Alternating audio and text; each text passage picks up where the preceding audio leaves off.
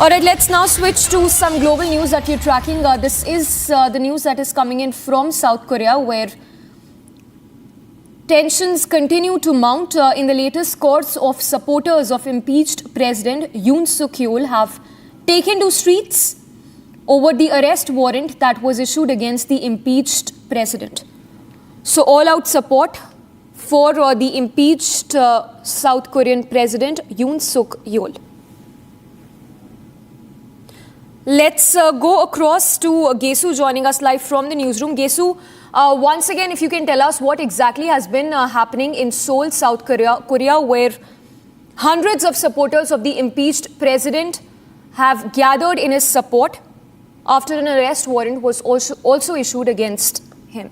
Right, Samiksha, these are the visuals. I would request to take this full frame. These are the visuals of scores of protesters, thousands of them, who've taken onto the streets of Seoul in South Korea, right outside the impeached President Yoon Suk Yeol's house. They're rallying.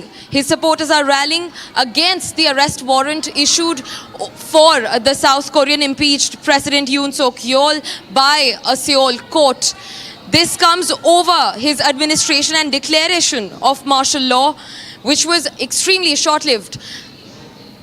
However, now Yoon Suk Yeol, in a first public statement since the protests broke out, has said that he will continue to fight until the very end. This comes as he faces an attempt by the South Korean authorities to arrest him over his short-lived declaration of martial law. He said, and I'm quoting him here, that I will fight until the end to protect this country together with you. This was the impeached President Yoon Suk Yeol's message to his supporters, who were seen in a crowd of thousands with banners, flags, lights, agitating right outside his residence in the South Korean capital of Seoul.